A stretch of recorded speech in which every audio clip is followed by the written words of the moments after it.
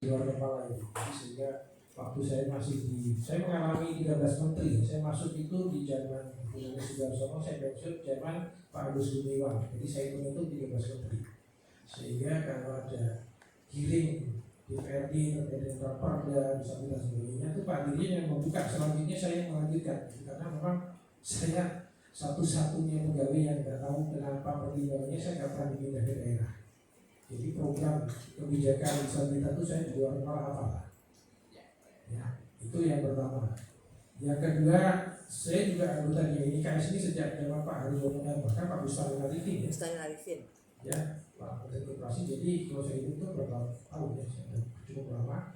Dan tercatat di IKS saya sebagai ketua Yayasan Turis Bali Indonesia. Itu saya. Termasuk yang melahirkan nama Protani itu juga yang saya teruskan saya bahasa kertas di sini ya. Jadi bagi teman-teman anggota lama di DKS mungkin tidak asing lagi dengan saya. Saya anak asuh dari Gusti Sudarsono yang bukan salah satu tokoh di DKS juga. Karena sejak saya sekolah saya dapat biaya dari Habibie Center dan sebenarnya kebetulan saya ditakdirkan sekolah saya nggak berbeda lagi nih. Saya terus sehingga salah satu anak asuh yang dianggap membanggakan Ibu Sri Sudarsono sampai hari ini di Batam dia sering berkomunikasi dengan saya. Itu sebenarnya bagi ya perkenalan untuk teman-teman yang belum kenal saya.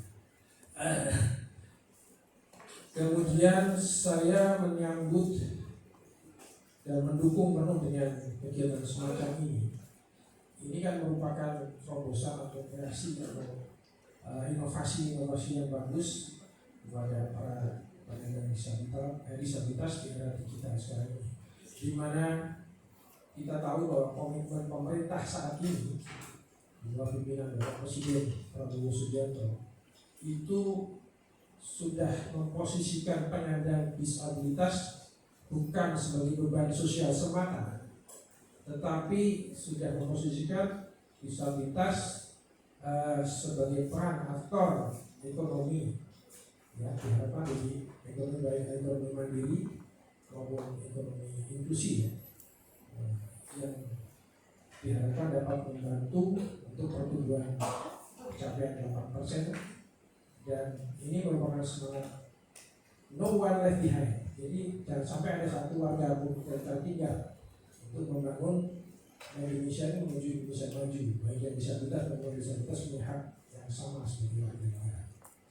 Dan digital ini merupakan salah satu inovasi atau peluang sesuai dengan saya dilantik sebagai peningkatan staf khusus dan membantu Bapak Menteri di bidang peningkatan peran dan peluang usaha disabilitas. Jadi pemerintah itu sebenarnya pengennya menaik kelaskan disabilitas itu, jangan sudah disabilitas usahanya mikro dan mikro kecil lagi.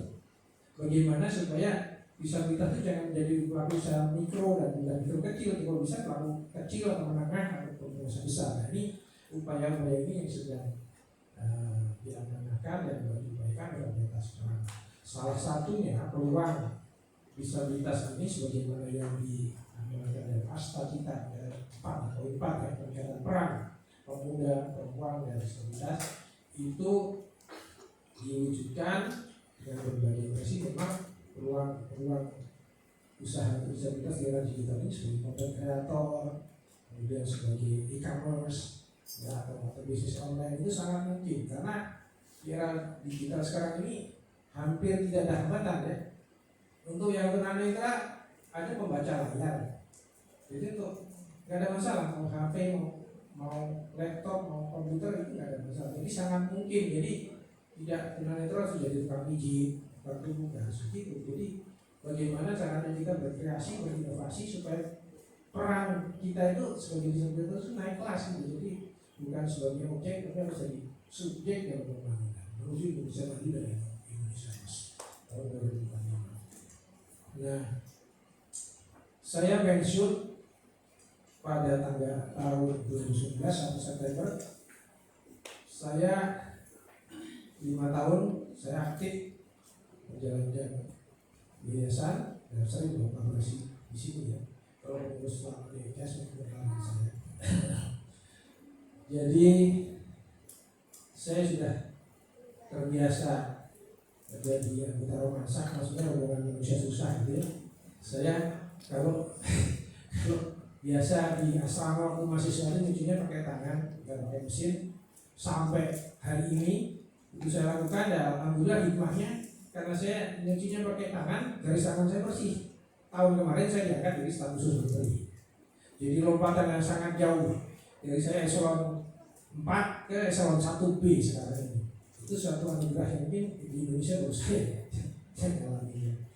Saya sekarang ini sejak tanggal 7 Februari tahun kemarin, setahun lebih saya dilantik di bidang amanah untuk membantu Pak Menteri Investasi dan Hilirisasi BKPM sebagai staf khusus bidang peningkatan orang dan pengusaha disabilitas. Dan selama saya 1 tahun lebih kemudian itu alhamdulillah saya sudah bisa memasukkan tentang disabilitas sebagai perbaikan atau revisi peraturan menteri, khususnya Menteri Investasi nomor 3, nomor 5, kemudian sekarang ini sudah bergulir ada RPP tentang konsesi, kemudian ada kemarin lagi peraturan RUPM yang sampai tahun 2045. Insya Allah disabilitas sudah terakomodir sebagaimana yang diamanatkan di Undang-Undang 8 itu, yang sebelumnya memang tidak pernah termasukkan, tapi